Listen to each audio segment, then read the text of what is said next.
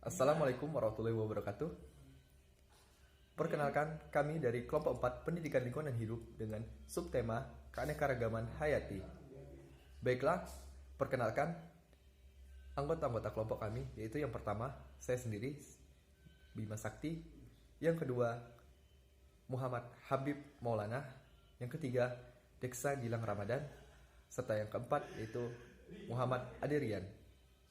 Baiklah, langsung saja kita ke materinya.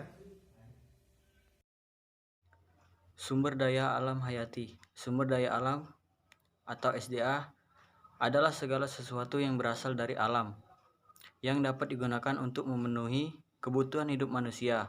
Yang tergolong di dalamnya tidak hanya komponen biotik seperti hewan, tumbuhan, dan mikroorganisme, tetapi juga komponen abiotik seperti minyak bumi, gas alam, berbagai jenis logam, air, dan tanah.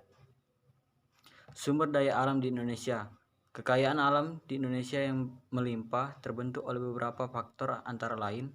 Yang pertama dilihat dari sisi astronomi. Indonesia terletak pada daerah tropis yang memiliki curah hujan yang tinggi sehingga banyak jenis tumbuhan yang dapat hidup tumbuh dengan cepat. Yang kedua dilihat dari sisi geologi. Indonesia terletak pada titik pergerakan lempeng tektonik sehingga banyak terbentuk pegunungan yang kaya akan mineral. Dan yang ketiga, daerah perairan di Indonesia. Kaya sumber makanan bagi berbagai jenis tanaman dari hewan, laut, serta mengandung juga berbagai jenis sumber mineral. Selanjutnya, tingginya tingkat biodiversitas Indonesia ditunjukkan dengan adanya 10% dari tanaman berbunga yang dikenal di dunia dapat ditemukan di Indonesia, 12% dari mamalia, 16% dari hewan reptil, 17% dari burung, dan 18% dari jenis terumbu karang, dan 25% dari hewan laut. Baiknya, selanjutnya akan dilanjuti oleh yang lain. Yang kedua, tingkat dan manfaat keanekaragaman hayati. Tingkatan keanekaragaman hayati. Keanekaragaman hayati sangat penting bagi kelangsungan dan kelestarian makhluk hidup. Untuk menjaga keseimbangan seluruh makhluk hidup,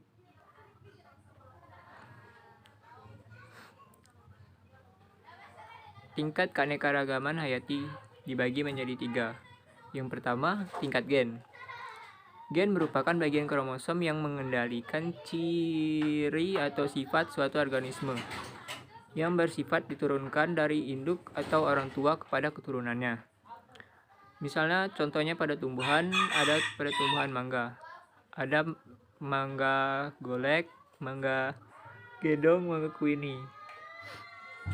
Bentuk, rasa, dan aromanya berbeda-beda. Pada mangga golek, bentuk buahnya lonjong panjang, rasanya manis, dan aromanya tidak wangi. Mangga kuini bentuknya bulat telur, rasanya manis, dan aromanya wangi. Dan yang ketiga, mangga gedong, bentuk buahnya besar bulat kecil, rasanya lebih manis, dan aromanya tidak wangi. Nah, pada manusia juga terdapat keanekaragaman gen yang menunjukkan sifat yang berbeda-beda. Antara lain ukuran tubuhnya, misalnya ada yang besar, ada yang kecil, ada yang sedang. Warna kulitnya ada yang hitam, ada yang putih, ada yang sawo mateng. Bentuk warna matanya ada yang biru, ada yang coklat, ada yang hitam. Dan bentuk rambutnya ada yang ika, ada yang lurus, ada yang keriting. Yang kedua, tingkat jenis. Keanekaragaman hayati tingkat jenis pada tumbuhan atau hewan. Anda dapat mengamati antara lain ciri-ciri fisiknya, misalnya bentuk dan ukuran tubuh, warna, kebiasaan hidup, dan lain-lainnya. Contohnya pada tumbuhan kelapa, aren, pinang. Nah, mereka ini memiliki ciri-ciri yang berbeda-beda. Kalau pada hewan, contohnya pada kucing, ada yang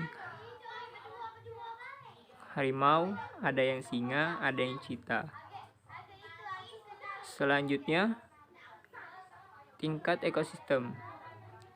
Lingkungan hidup meliputi komponen biotik dan komponen abiotik. Komponen biotik meliputi berbagai jenis makhluk hidup, mulai yang bersel satu sampai yang bersel banyak, yang dapat dilihat langsung oleh kita. Perbedaan letak geografis menyebabkan perbedaan iklim. Perbedaan iklim menyebabkan perbedaan temperatur, curah hujan, dan intensitas cahaya matahari, dan lamanya penyiraman.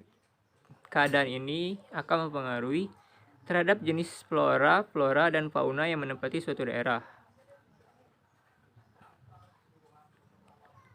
Misalnya di daerah dingin, terdapat bioma tundra. Di tempat ini tidak ada pohon, yang hanya tumbuh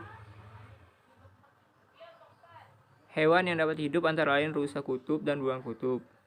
Di daerah beriklim sedang, terdapat bioma taiga. Jenis tumbuhan yang paling sesuai untuk daerah ini adalah tumbuhan konifer, dan fauna atau hewannya antara lain adalah anjing hutan dan rusa kutub.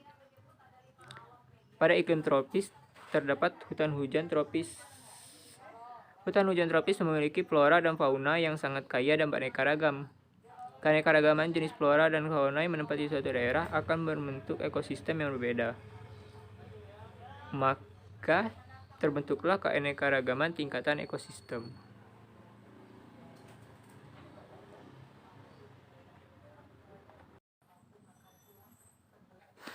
Manfaat keanekaragaman hayati.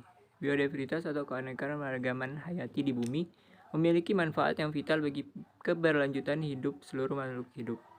Keragaman hewan dan tumbuhan serta organisme di bumi memenuhi segala macam kebutuhan yang diperlukan oleh kita sebagai manusia.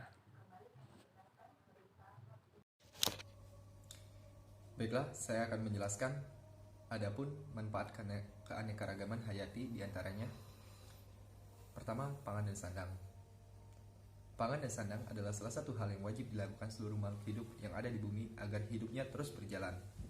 Yang kedua, di bidang ekologi. Keanekaragaman hayati merupakan komponen ekosistem yang sangat penting. Misalnya, pada hutan hujan tropis dengan nilai ekologis atau nilai lingkungan yang sangat berperan pada kelangsungan makhluk. Yang ketiga, di bidang farmasi. Tumbuhan yang dapat dijadikan obat tumbuh sebanyak 940 jenis spesies di Indonesia dan 250 diantaranya menjadi obat herbal. Adapun manfaat keanekaragaman hayati diantaranya dalam bidang ilmu dan teknologi. Yang pertama, kekayaan aneka flora dan fauna sudah sejak lama dimanfaatkan untuk pengembangan ilmu pengetahuan. Hingga saat ini masih banyak hewan dan tumbuhan yang belum dipelajari dan belum diketahui manfaatnya. Dengan demikian, keadaan ini masih dapat dimanfaatkan sebagai sarana pengembangan pengetahuan dan penelitian bagi berbagai bidang pengetahuan. Upaya pelestarian keanekaragaman hayati. Seluruh makhluk hidup di bumi sudah seharusnya dijaga dengan segala upaya agar kelestariannya terjaga. Upaya pelestarian sebenarnya dapat dilakukan dengan beberapa cara. Namun ada dua metode yang kerap digunakan, yaitu metode in situ dan metode ex situ. Upaya pelestarian keanekaragaman hayati. Seluruh makhluk hidup di bumi sudah seharusnya dijaga dengan segala upaya agar kelestariannya terjaga. Upaya pelestarian sebenarnya dapat dilakukan dengan beberapa cara. Namun ada dua cara metode yang kerap digunakan, yakni metode in situ dan metode ex situ. Baiklah, yang pertama, metode in situ merupakan sebuah upaya pelestarian dari keanekaragaman hayati yang mana langsung dilakukan pada tempat dari flora dan fauna itu berada. Metode ini memberikan perlindungan pada kawasan yang dianggap memiliki ekosistem unik atau flora dan fauna yang terancam punah. Biasanya dilakukan dengan pembuatan suaka marga satwa, cagar alam, hutan suaka alam, dan taman nasional. Yang kedua, metode ex situ. Metode ex situ merupakan metode pelestarian dari keanekaragaman hayati yang dilakukan menggunakan cara pengambilan fauna serta flora dari wilayah aslinya. Tujuannya konservasi, perlindungan, dan pengembangbiakan. Metode ini pun dilakukan ketika ekosistem dari tempat flora dan fauna tersebut sudah hancur total maupun rusak sehingga membutuhkan waktu agar dapat ditinggalkan kembali. Metode ex situ juga merupakan upaya konservasi menggunakan cara koleksi spesies langka sehingga masa hidup dari hewan atau tumbuhan tersebut dapat lebih lama. Dalam metode ex situ ada beberapa cara, yaitu menggunakan kebun binatang, taman safari, serta taman hutan raya. Baiklah, berikut ini upaya-upaya yang dapat dilakukan untuk melestarikan keanekaragaman hayati di Indonesia antara lain sebagai berikut. Yang pertama, yaitu dengan perlindungan alam. Yang kedua, yaitu perlindungan marga satwa. Serta yang ketiga, yaitu pengawetan hutan. Baiklah, adapun kesimpulan. Sumber daya alam adalah segala sesuatu yang berasal dari alam yang dapat digunakan untuk memenuhi kebutuhan hidup manusia, yang terdiri dari sumber daya alam biotik dan sumber daya alam non-biotik. Sumber daya alam di Indonesia memiliki banyak keanekaragaman hayati, baik itu sumber daya alam biotik maupun non-biotiknya. Sumber daya alam hayati memiliki banyak manfaat, baik untuk manusia dan juga lingkungannya, seperti untuk bahan sandang dan pangan, obat-obatan, maupun sebagai bahan untuk penelitian. Maka dari itu, kita harus menjaga sumber daya alam agar mereka tidak rusak dan hilang begitu saja karena ulah kurang tanggung jawab. Sehingga dalam upaya menjaga kelangsungan sumber daya alam agar tetap terjaga, sudah ada beberapa upaya yang dilakukan seperti menggunakan metode in situ dan ex situ.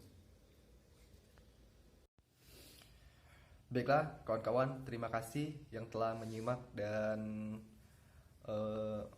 mendengarkan apa yang kami paparkan tadi di dalam PPT.